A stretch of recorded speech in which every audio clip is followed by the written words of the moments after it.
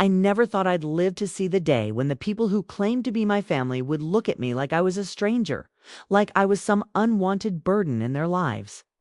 But maybe, deep down, I should have expected it. After all, their love, for me, had always been conditional, wrapped up in appearances, pride, and control. My name is Daniel, and this is the story of how my own family tried to strip me of dignity and belonging, not knowing that the very house they cast me out of was mine. I was the youngest in a family that valued status above sincerity. My father, Richard, was a stern man with a booming voice who ran his construction company like a kingdom. To him, every conversation was a transaction, every relationship a contract. My mother, Elaine, was softer on the outside but coldly calculating underneath. She lived for gossip, appearances, and making sure people believed we were the perfect family. Then there were my siblings, Catherine, the eldest, and Michael, the golden child. Catherine was elegant, always impeccably dressed, her words sharp enough to cut glass. She had inherited my mother's obsession with image and reputation. Michael, on the other hand, was my father's shadow. Confident, commanding. Spoiled, he was the son who could do no wrong, even when he did everything wrong. And then there was me, the youngest. The afterthought. I didn't fit their mold. I was quieter, more observant. I liked books instead of business, painting instead of power struggles. My family tolerated me as long as I stayed out of the spotlight. They dismissed my interests as hobbies, things beneath the family legacy. Even as a child, I felt the invisible wall. At dinners, my opinions were ignored. At school, my accomplishments were overlooked compared to Michael's trophies and Catherine's scholarships. My existence was tolerated but rarely celebrated. The irony of it all. The house that would become the stage for my humiliation and revenge was actually a gift. It had belonged to my grandmother, Margaret, my father's mother. She was the only one who ever saw me for who I truly was.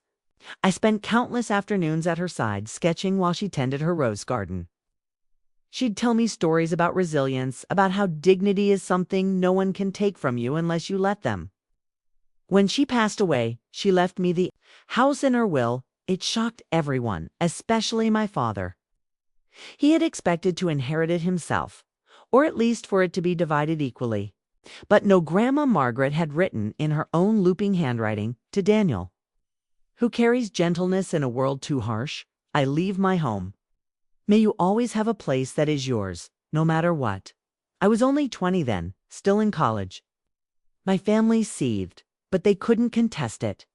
The will was ironclad. My father nearly disowned me over it, but I held on. For once, I had something that was truly mine. Of course, I still let my family live there.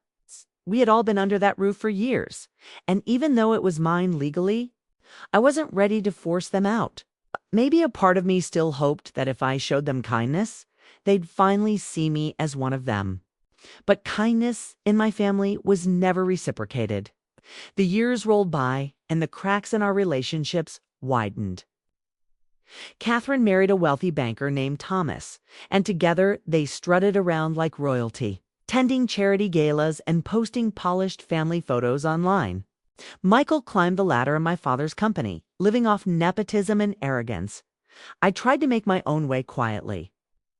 After college, I worked in graphic design, freelancing from home.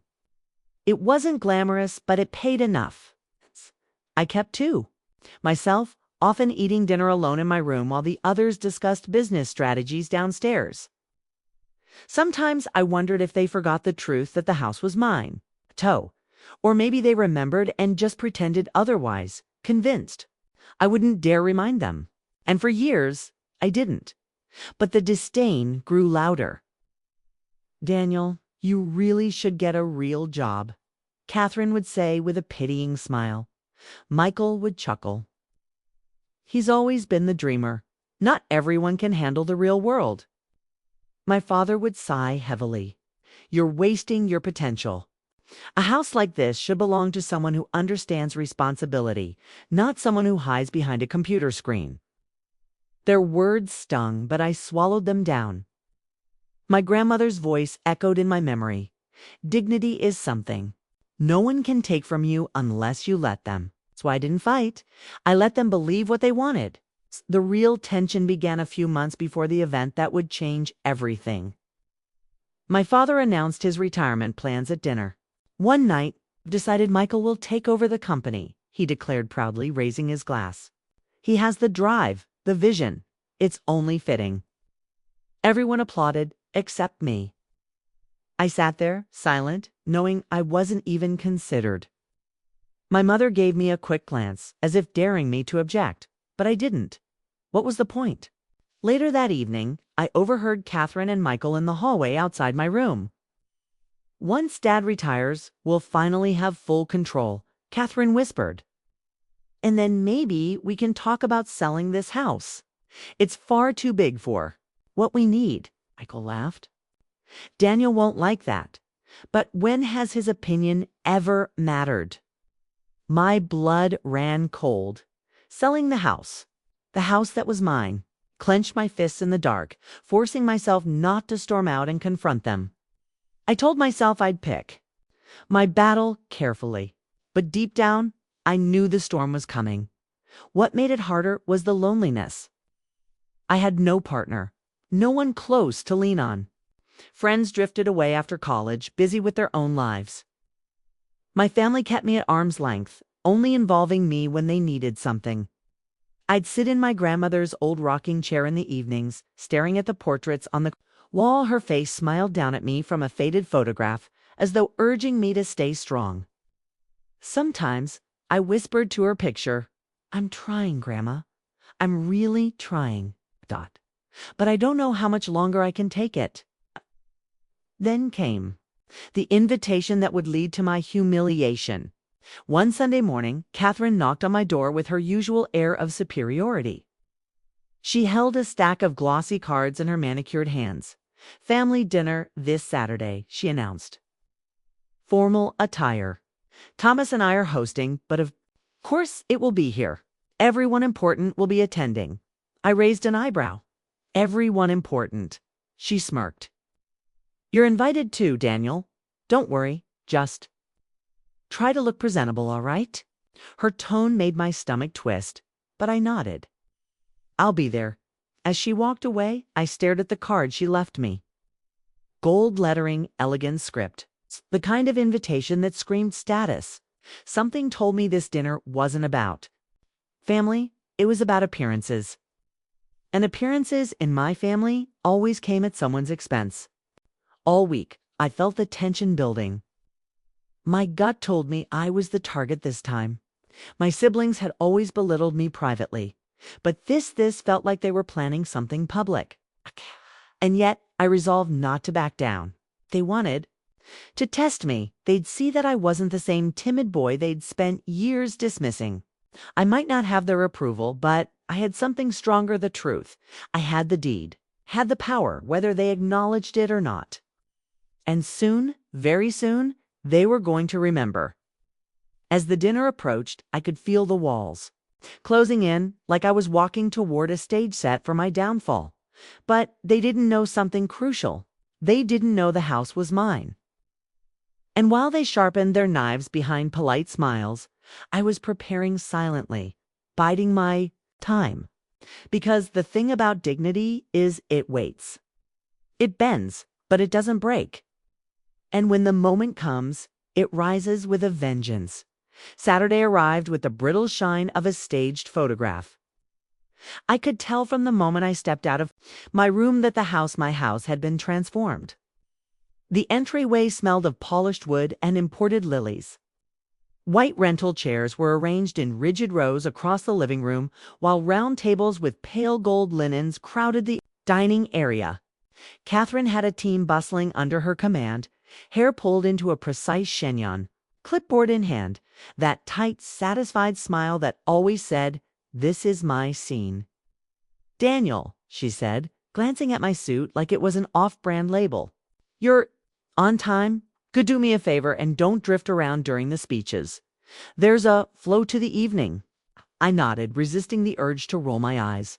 "Wouldn't dream of interrupting your flow." Thomas appeared behind her, adjusting his cufflinks. "We'll need the back hall cleared for the catering staff. If you're going to lurk somewhere, lurk out of sight. Okay? Understood," I said, offering a smile that I knew didn't reach my eyes. By 7, the house was full. Men knotted in dark suits stood near the fireplace, talking margins and mergers. Women in elegant dresses hovered around the hors d'oeuvres table, praising Catherine's taste and Elaine's floral arrangements. I recognized several of my father's old business partners. Even the mayor, yes, the actual mayor had made an appearance, shaking hands near the portrait of my grandmother that watched over everything with her gentle, unbothered gaze. "You'd hate this circus, Grandma," I thought, my fingers tightening around a glass of water. "You liked quiet dinners and conversations that mattered." Michael swept in around 7:30 like a minor celebrity, basking in attention. He wore his arrogance like a tailored coat, accepting congratulations for the promotion that hadn't officially happened yet but had been whispered into inevitability. Elaine kissed his cheek in front of everyone, beaming, and Richard clapped him on the back with gruff pride. Then Richard's eyes found mine. He didn't smile. He rarely did when it came to me. He gave a curt nod that felt more like a warning. "Behave. Don't embarrass us." I swallowed and drifted toward the edges of the room.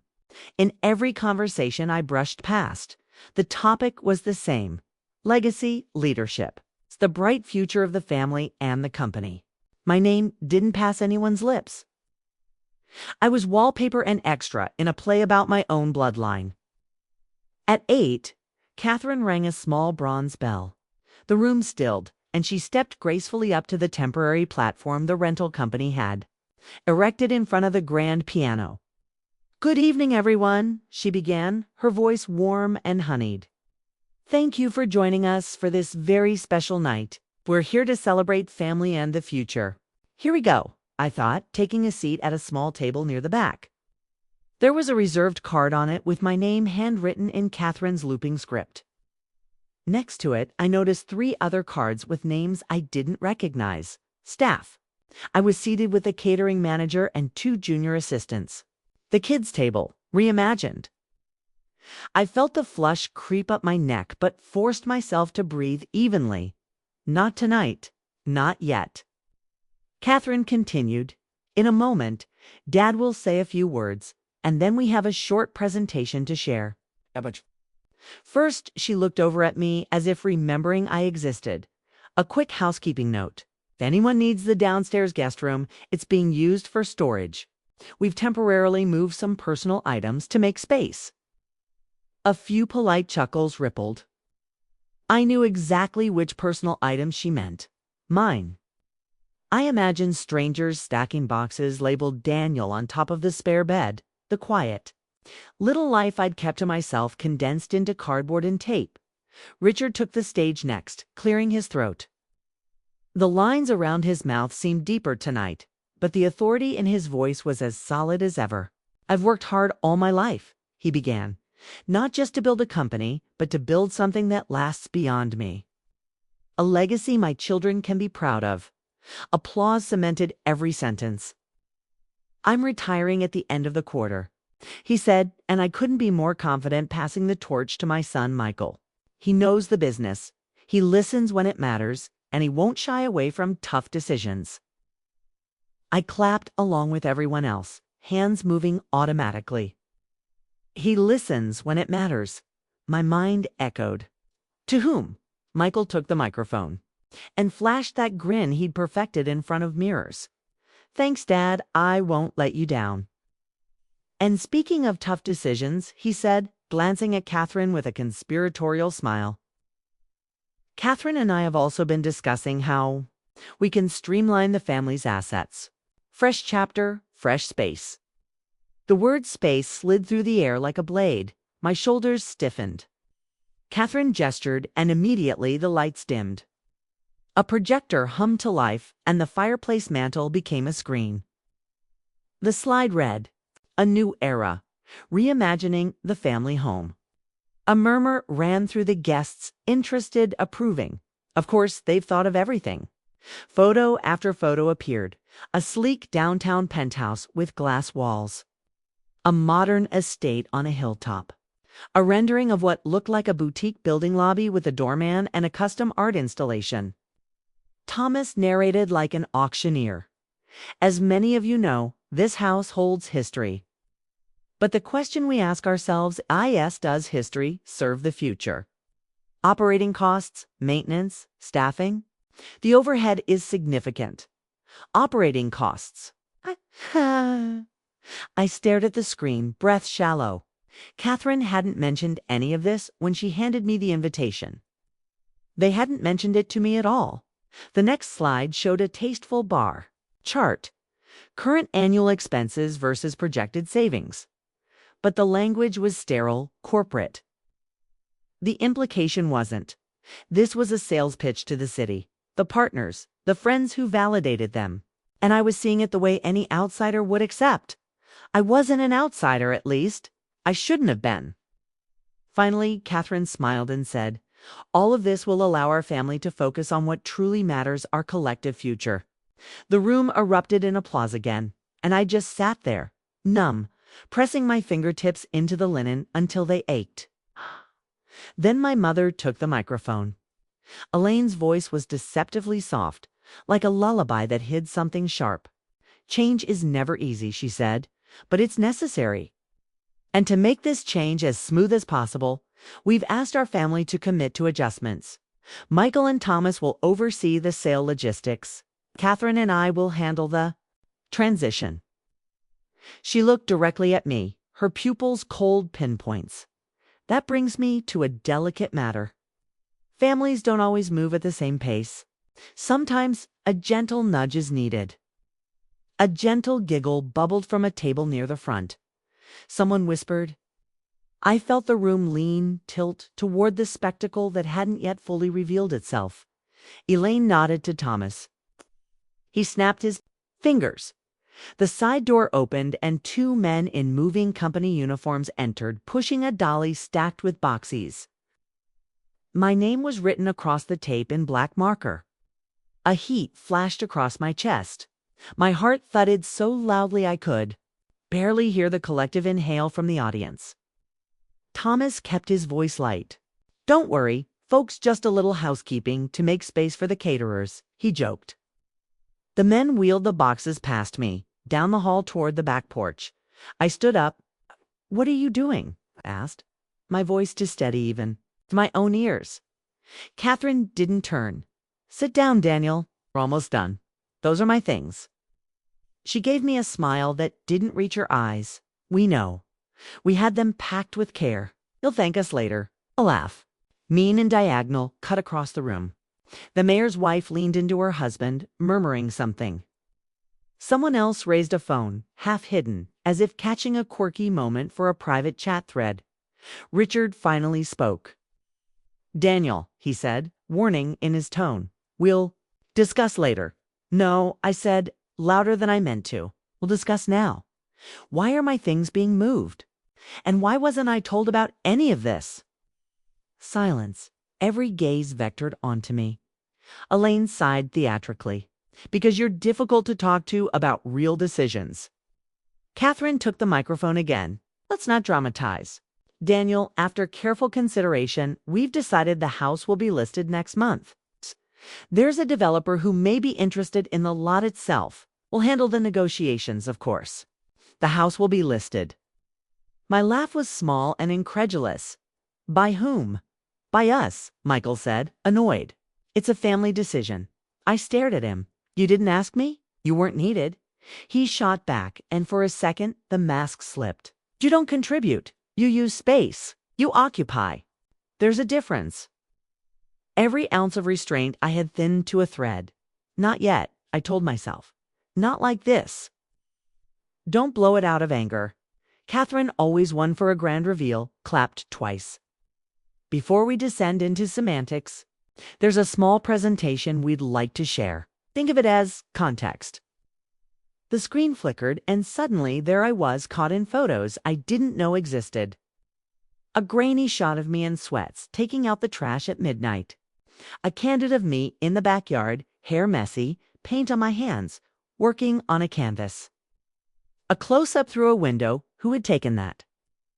Of me asleep in the rocking chair, a blanket around my shoulders, my grandmother's book open on my lap, gasps, and low amusement threaded through the crowd. My throat tightened. They photographed me like an exhibit. In my own home. Thomas narrated again, this time with a false lightness that scraped my nerves raw. Daniel is creative, sensitive, sweet, really. But we've noticed a pattern: reclusive behavior, irregular income, difficulty engaging with the families. Goals. This house requires full-time care, responsibility, investment. The next slide was a spreadsheet labeled Household Contributions past 24 months with neat little columns. Everyone's names and dollar amounts tallied to startling totals. Next to Daniel, Catherine had put a series of zeros and asterisks. At the bottom, a note read, "Software subscriptions and grocery runs do not constitute fair portions of household operating costs." I clenched my jaw. That's not accurate, and you know it. Catherine shrugged. Receipts don't lie. I wanted to shout that I'd paid the property taxes out of my freelancing savings last spring, when my father claimed he'd temporarily covered other expenses. I wanted to remind them of the handyman I'd hired to fix the upstairs plumbing quietly, the garden supplies I'd purchased, the time and quiet labor I put into keeping our grandmother's roses alive. But none of it was on a neat spreadsheet, and the crowd wanted a narrative, not nuance. Michael stepped forward with a folder. "We're trying to do this kindly," he said, like a doctor preparing a shot. "We've printed options for you. You can choose one." He handed me the folder. Inside were 3 documents. Option A, short-term lease agreement, 6 months at a laughably inflated rent, with a clause allowing termination at any time in the interest of sale. Option B, family assistance and transition plan, a patronizing stipend for 2 months if I vacated within 14 days and agreed not to contest household asset decisions. Option C, immediate exit notice, an ultimatum presented as kindness. Cool. I could leave tonight with my personal essentials and they would arrange storage for the rest. My hands trembled. The pages blurred. I had to set the folder down to steady my breathing. Elaine softened her voice to that syrupy tone she used on reporters. "Darling, we know change is hard, but you'll be happier in a place that fits your lifestyle. Something smaller, more you." Someone near the front whispered, "Poor guy," and someone else replied, "Well, he's freeloaded long enough." Laughter bubbled again, polite and poisonous. I looked at the faces, the practiced empathy, the curiosity, the discomfort. They didn't know me. Most didn't care to. They were here for the spectacle of a family presenting unity and decisiveness, even if it meant turning me into the sacrificial lamb. "Please sign option B," Catherine said gently, flipping her pen in her fingers. "It's the most dignified path." Dignified. The word hit me like a slap. "Grandma, do you hear this?" I thought, they're talking about dignity, like it's a costume they can dress me in. My voice came out low. "No." Catherine blinked. "No. No to your options. No to your slideshow. No to your little committee decisions made in secret about a home you don't even—" I stopped myself, breath stuttering. "Not yet. Reach for the right moment." Elaine's mouth tightened. "Daniel, you're making a scene. Am I?" I gestured to the screen, to my boxers, to the strangers who'd been invited to the dismantling of my life. "What do you call this?" Richard's patience snapped. "That's enough." Michael signaled to someone behind me. 2 men stepped forward from the entryway security, not the moving crew. Their black polos were blank, but their posture told the story. They weren't here to move boxes. I stared at my family and felt something inside me go terribly still. There it was, the plan. The reason they were so calm. They had prepped for resistance. They had planned for it like you plan evacuation routes on a cruise ship. Catherine's tone turned to mother of the bride. "Gentle, we anticipated you might be overwhelmed." "That's okay." These gentlemen will help you collect an overnight bag and escort you to a hotel for the evening. On us. We'll talk tomorrow without an audience. Laughter again. Softer now. The kind of laughter that's really relief-y. It's handled. I stood straighter. Don't touch me. I told the security men. Calm and clear. Son, Richard said, don't make this worse. I'm not your son when I'm inconvenient, right? I said, the words surprising even me with their steadiness. I'm decorative when I'm quiet, disposable when I'm not. Enough, Michael snapped. Sign the paper or step outside. My eyes landed on my grandmother's portrait, the one above the mantel they hadn't dared to replace. Her smile seemed kinder tonight, almost conspiratorial. Hold, Daniel. It said, hold. I picked up the folder again, not to sign it, but to close it. Then I carefully placed it on the piano. I felt the room lean forward. The security men approached, slow, polite. One spoke softly, like he was guiding a nervous dog. Sir, we don't want any trouble. I met his eyes. Trouble isn't what I'm bringing, I said. It's what I've been handed. Daniel, Catherine said, brittle now. You're embarrassing the family. The family is embarrassing itself, I replied. Richard's voice boomed. That's the last word. Escort him out. The security men moved to either side of me. My pulse kicked, but I didn't step back. I let them come close enough that I could feel the heat radiating off their arms. I'll walk, I said. You don't have to play this part that hard. They hesitated, then one gestured toward the back hallway. The crowd parted like a sea built of expensive fabrics and lightly perfumed judgments. People avoided my gaze, but phones tilted ever so slightly to catch the moment. As we passed the lane, she leaned in, her fox fur kindness gone. You did this to yourself, she whispered. You always do. I didn't answer. I was saving my words. In the hallway, a stack of my paintings leaned against the wall, hastily bubble-wrapped. One of them was of the rose garden grandmas, roses in blazing June light. A strip of tape across the canvas had flattened a petal I'd painted with obsessive care. The sight made my throat pinch, harder than the humiliation had, harder even than the laughter. We reached the back door. Through the glass, the night looked cold and wet. It had started to drizzle, the kind of fine, needling rain that finds its way down your collar no matter how you turn. Give 'em a minute, one guard said to the other. They stepped back a pace. My hand closed around the door handle. I breathed. In, I breathed out. Not yet. Not yet. When you return with more than anger.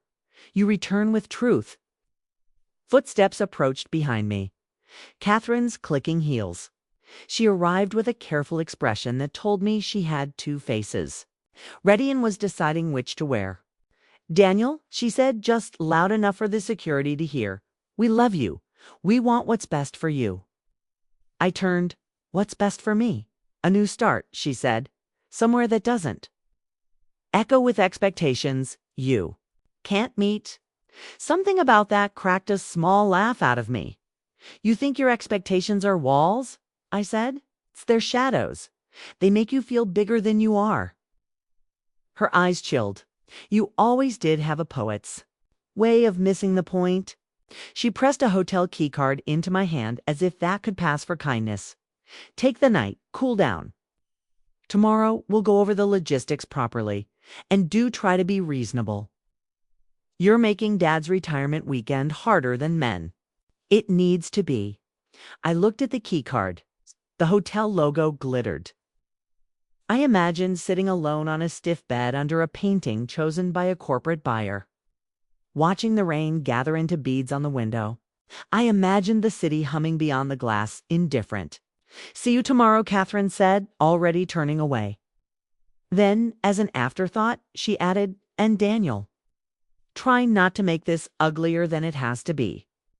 We've kept things tasteful, tasteful, tasteful as they packed my life into boxes and escorted me out the back door of the place my grandmother had given me with love.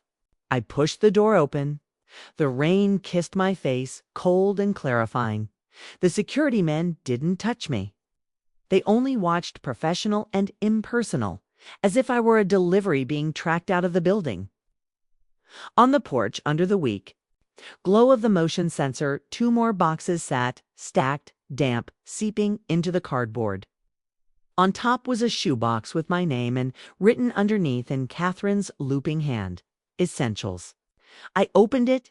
Inside my passport, a roll of socks, a toothbrush, the charger for my phone. A stack of cash clipped with a gold binder clipped Thomas's touch. Shirley Ann tucked almost as a joke. The old house key that had never been removed. From my key ring, my laugh came out hollow. Essentials, as if you could reduce a life to things that fit inside a pair of shoes. The door closed behind me with the soft finality of a decision made without me. I stood there in the drizzle and listened to the muffled applause swell again in the living room as someone told a joke or announced a dessert course. The house glowed with the warmth of other people's certainty. In the glass, my reflection was a dark outline, blurred by rain. I wanted to rage. I wanted to bang on the door, to throw the boxes into the night and scream until the lilies wilted and the projector cracked. But the impulse rose and passed like a wave that exhausts itself on sand. Something else took its place, something steadier, a cool, razor-thin line of resolve. I picked up the shoebox and the smaller of the 2 cartons. The other could wait. My canvases would not vanish in an hour. I stepped off the porch and walked down the side path that bled into the dark, slick street. As I reached the gate, I looked back only once. Through the window, I caught a glimpse of the projector again. The screen had switched to a photo of my father shaking hands with Michael, 2 kings in a framed coronation. Catherine stood beside them, clapping. Elaine dabbed at her eyes with a linen handkerchief. Then, for the briefest moment, the camera swung in my direction. A guest panned lazily, capturing the empty porch. The boxes like little paper tombstones, the wet footprints that proved I had been there. The phone paused as if debating whether the shot added anything. Then it turned away, back to the center of the room, to the family that fit the frame. I stepped into the rain-soaked street and started walking, my grandmother's words like a coal of warmth in my chest. Dignity is something no one can take from you unless you let them. I hadn't let them. Not yet. All I had done was leave a stage I never agreed to perform on. By the time I reached the corner, the idea had clarified in my mind into something crystalline and simple. They think I'm powerless because I don't shout. They think silence is surrender. Let them. The hotel was 5 blocks away, but I didn't go there. Instead, I turned left, toward the one place still open late on a Saturday where documents mattered. A 24-hour copy and print center. That smelled of toner and stale coffee. The clerk looked up as the bell dinged. "Rainy night," he said, surprised to see anyone come in soaked and carrying a shoebox. I set the box on the counter and pulled out my passport. "Sure," he said, warming to the task. "We do notarizations till 10, too, if you need." "I might," I said quietly. "I just might." He slid a towel across the counter for my hands and pointed me to a station. As the scanner hummed and the printer warmed, I pulled from memory the sequence of numbers I knew as intimately as my birthday, the recording number on a legal document written in my grandmother. As neat hand and sealed with the county stamp. They kicked me out of my own house. I thought, the words tasting different now, heavier, truer, not knowing I was the owner. I pictured the boxes, the audience, the calculations masquerading as kindness. A tremor of anger passed through me and was gone, replaced by a grounded anticipation. Tomorrow, I told myself as the first page slid out, crisp and irrefutable. Tomorrow, we discuss logistics. I gathered them, smooth and perfect, each bearing the weight of the truth I had been saving like a final card. I stepped back into the night, documents safe in a thin plastic folder under my jacket, the rain washing the last of the humiliation from my skin. The streetlights blurred into halos. My shoes squeaked softly with every step. Somewhere behind me, in the warm, bright house, cake was being cut and toasts were being made to unity and progress. And I walked slow, patient. The rain kept tapping against the hotel window like it was trying to remind me that I wasn't in my own bed. I lay on the stiff mattress, documents spread out beside me, replaying the scene over and over again. Catherine's smirk, Michael's arrogance, my mother's chilling whisper, "You did this to yourself." Maybe once upon a time I would have believed her, but not anymore. I knew what I had. I had the deed. I had the will. I had proof. And tomorrow they would face it. Still, I couldn't shake the ache in my chest. No matter how angry I was, no matter how righteous my cause, the truth gnawed at me. They didn't just try to push me out of a house. They tried to erase me from a family. By dawn, my exhaustion turned into a calm determination.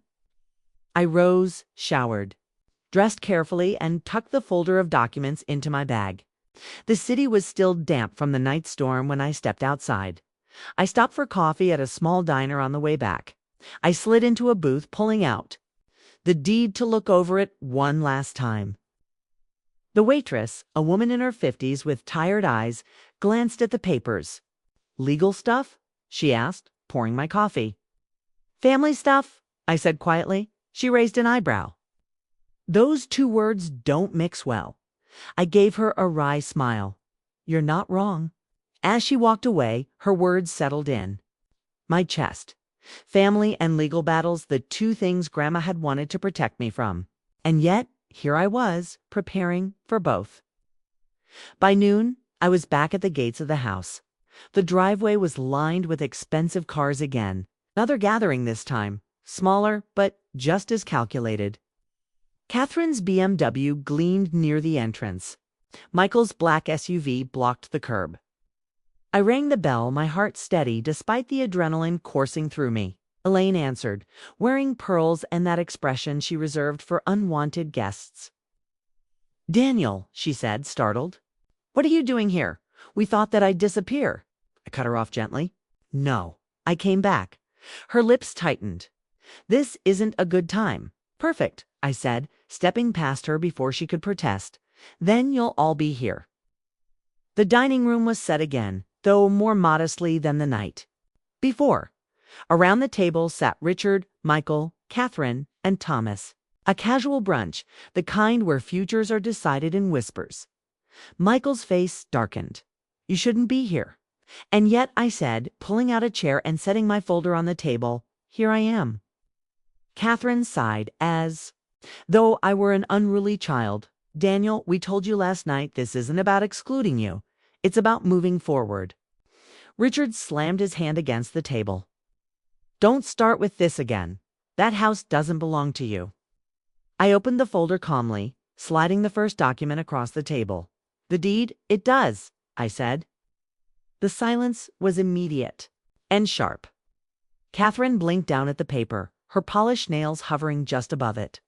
Michael laughed, short and disbelieving. "You're bluffing. Read it," I said simply. Richard snatched it up, eyes darting across the page. His face changed, first confusion, then disbelief, then something darker. "This can't be right," he muttered. "It is," I said. "Grandma Margaret left the house to me exclusively. The will is on file with the county, notarized and uncontested. This," I tapped the paper, "is legally binding." Catherine's mask slipped, just for a moment. I caught the flicker of panic in her eyes before she smoothed it over with a smile. "Even if that's true," she said carefully, "surely you wouldn't enforce it against your own family. This is our home." The words landed heavy. Even Thomas shifted uncomfortably. Michael leaned forward, sneering. "So what's your plan, huh? Throw us out. Parade around like you've won. You think anyone will respect you for that?" I met his gaze evenly. "I don't need respect. I need truth.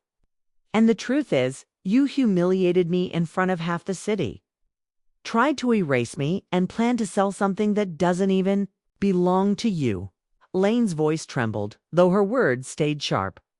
Daniel, you don't understand what you're doing. If you go through with this, you'll ruin the family's reputation. People will talk. I leaned back in my chair. People already talked last night, didn't they?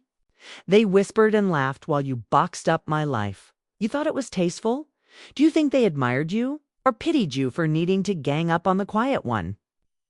Richard's face was red, veins visible at his temples. Ungrateful boy. Ungrateful. My voice cut him off, sharper than I intended. Grandma gave me that house. She trusted me with it because she knew what you all are. She saw through the masks and you proved her right. The room fell silent again. For the first time, I saw doubt creeping into Catherine's expression and unease into Thomas's. I pulled out the second document. The will itself, photocopied, Margaret's signature clear at the bottom. I set it gently beside the deed. Read it, I said softly. Elaine's hands trembled as she took it. Her lips moved silently as she read, her pearl necklace rising and falling with each shaky breath. Catherine finally spoke. This changes. Nothing. A house isn't just a piece of paper. It's about who maintains it, who invests in it, who carries the family name. I shook my head. No, Catherine, it's about respect. And you showed me none. You thought I was too weak too small to ever stand up. But you forgot something. This house was never yours to take. Michael shoved his chair back, rising. If you think you can kick us out, you're insane. I stood too, meeting him eye to eye. If you think you can keep me quiet, you're mistaken. Richard finally broke, his voice low and furious. Why didn't you tell us? Why hide it all these years? I took a slow breath, because I believed foolishly that kindness might be repaid. That family meant more than contracts and control. I let you live here because I thought maybe, someday, you'd see me as one of you. But last night proved the truth. To you, I'll never be anything but expendable. Elaine's eyes filled with tears, though whether from guilt or fear, I couldn't tell, Daniel, she whispered. But Michael wasn't finished. He pointed a finger at me. You think this makes you powerful? You'll regret it. You don't have the guts to throw us out. Maybe not tomorrow, but soon this house will no longer be yours to exploit. And when that happens, you'll realize you should have treated me differently. The table stood frozen in the aftermath of my words, the deed and will lying between us like grenades with pulled pins. The air was heavy with the weight of what they had ignored for years. They had thought I was powerless. But now, for the first time, they understood. I wasn't just the quiet one.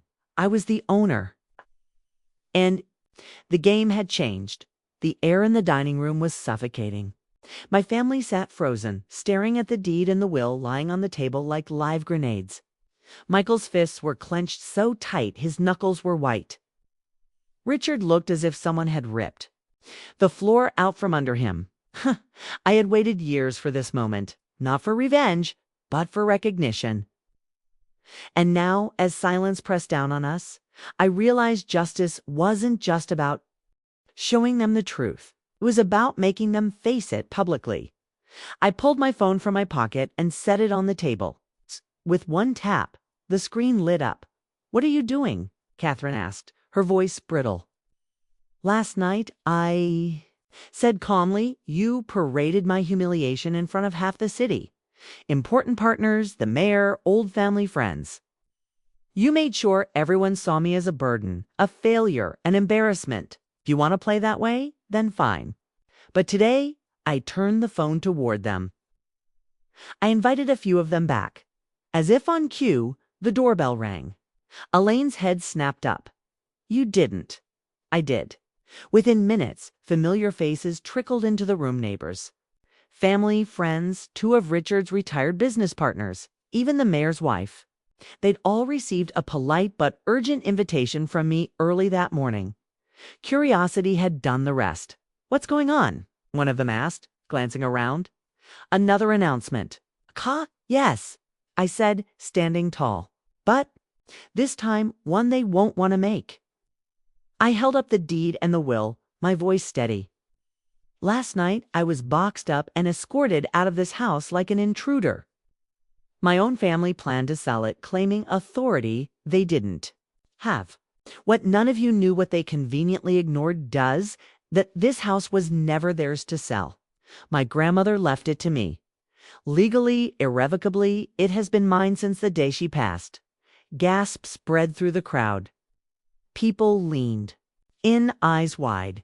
The mayor's wife spoke first. Is that true? I laid the documents on the piano, open for everyone to see. Signatures, seals, dates all clear. Catherine's voice cracked as she tried to recover. This is being taken out of context. Daniel doesn't understand the complexities of— No, I interrupted sharply. I understand perfectly. You humiliated me. You lied to everyone here. You tried to sell something that was never yours. And you thought I'd stay silent because that's what I've always done. I turned to the guests. Well, I'm not silent anymore. Michael stood abruptly, his chair clattering backward. You think this changes anything? No one will. Side with you? You're still pathetic. You've never built anything in your life. I met his fury with calm. I didn't need to build this house. It was entrusted to me because the one person who saw through all of you knew I was the only one who would protect it. Richard's voice shook with barely contained rage. You're destroying the family's reputation. No, I said. You did that when you decided appearances mattered more than decency. The crowd murmured in agreement. Some shook their heads, clearly disgusted. The mayor's wife whispered to her friend, not even trying to hide her disdain. Lead to all of us. For the first time in my life, I saw something I'd never seen on my father's face. Fear. I lifted the folder again, producing one last document 10 eviction notice. Prepared that very morning with the help of the notary at the Prince Center. I set copies in front of each family member. You have 30 days, I said coldly. Legally, I could demand you leave immediately. But unlike you, I still believe in grace. You'll have time to find another place to live. After that, this house will be mine again completely. Elaine's hand flew to her pearls. You wouldn't dare. I would, I said. I already have. Gasps rippled again. The guests exchanged uneasy glances. Some looked impressed, others scandalized. But none looked at my family with admiration anymore. This is outrageous, Richard barked, but his voice lacked conviction. What's outrageous, I said, is parading me like a spectacle while hiding the truth from everyone you claim to respect? One of Richard's old partners, Mr. Davenport, stepped forward. His voice was icy. Richard, is this true? Did you try to sell your mother's house when it wasn't yours? Richard stammered. It's complicated. No, Davenport snapped. It's fraud. And if you lied about this, what else have you lied about in business? Whispers flared around the room. Catherine's face drained of color. Michael cursed under his breath.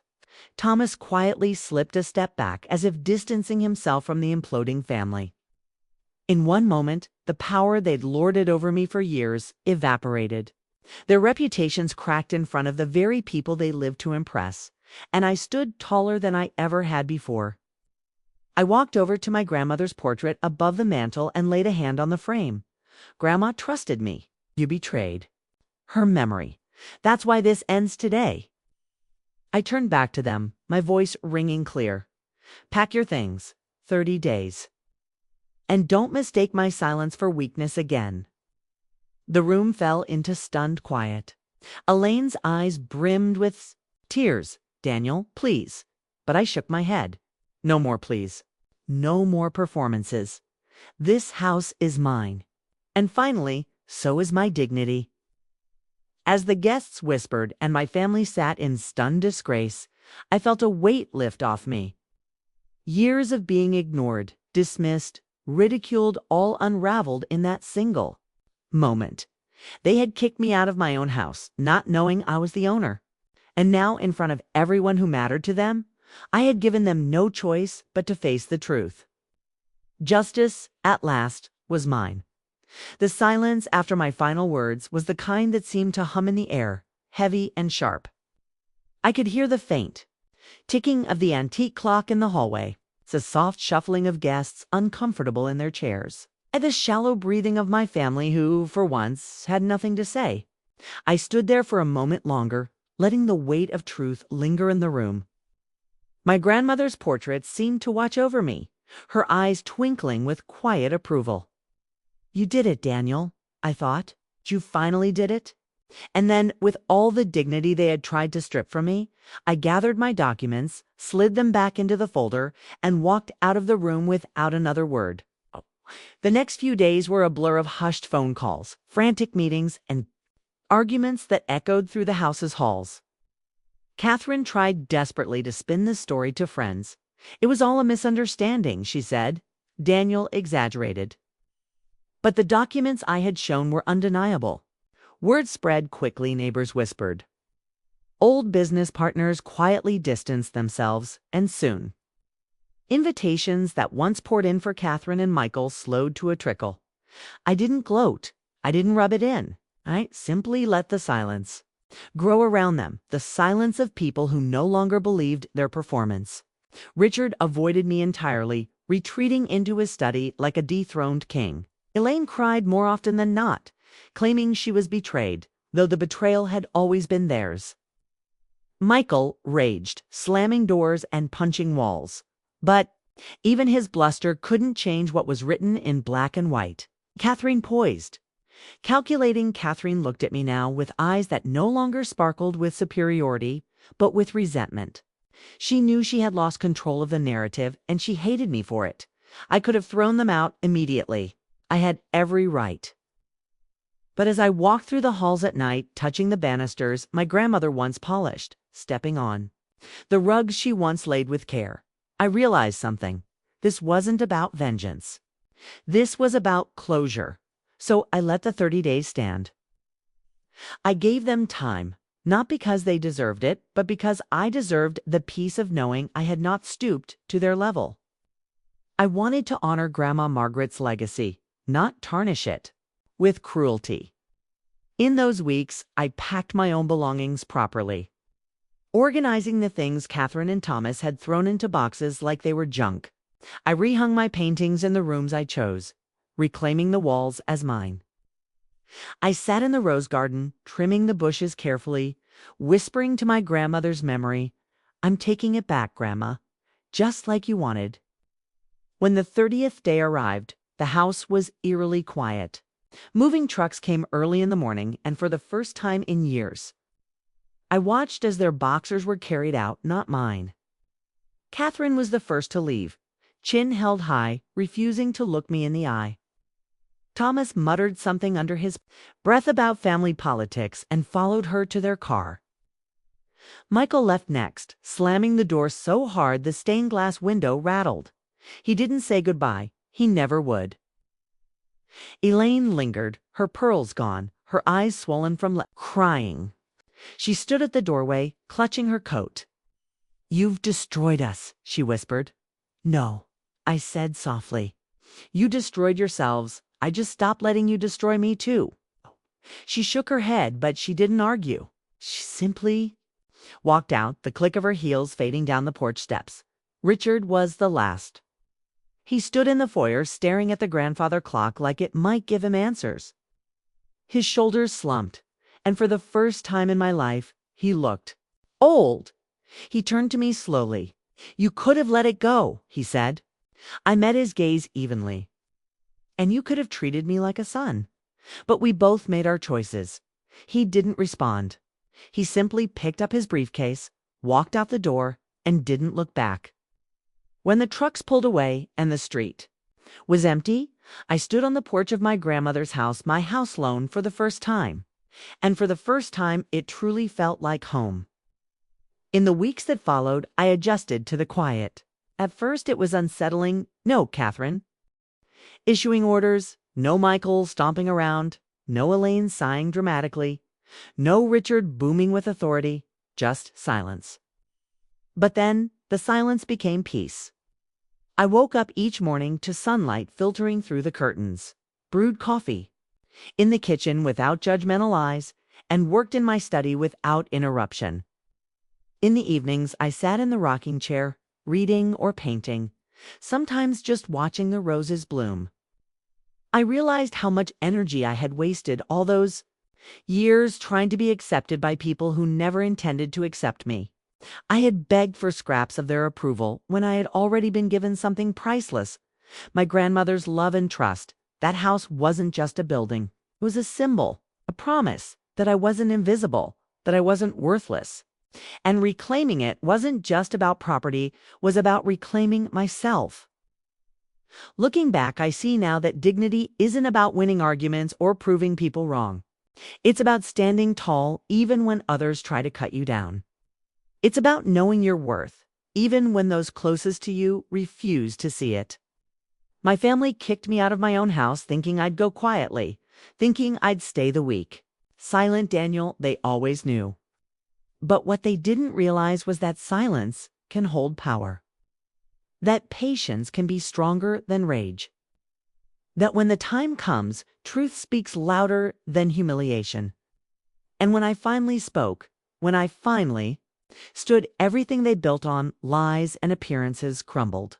Sometimes I still hear echoes of that night's laughter, the whispers, the sound of boxes rolling past me. Sometimes I still feel the sting of being treated like nothing. But then I walk into the garden, breathe in the scent of roses, and remember my grandmother's words: dignity is something no one can take from you unless you let them. They tried. They really did. But in the end, I held on. And now when I sit by the window with the evening sun warming the floorboards, I smile not out of spite but out of peace, because I know who I am. I know what I survived. And I know that this house, this home, is finally mine in every way that matters. If there's one thing I want anyone to take from my story, it's this: never let anyone convince you that your worth is theirs to decide, even if it's your own family, especially if it's your own family, because sometimes the ones who should protect you are the ones who try hardest to break you. But strength isn't about fighting them at their level. Strength is waiting, holding your ground, and choosing the moment when truth will burn brighter than their lies. They kicked me out of my own house, humiliated me, laughed at me, discarded me. But they didn't know I was the owner. And now they never will forget it. And that was my story. They tried to take everything from me, but in the end, truth and dignity won. If this story moved you, don't forget to hit the like button too. Show your support and subscribe so you never miss another tale of family, betrayal, and justice served. Share your thoughts in the comments.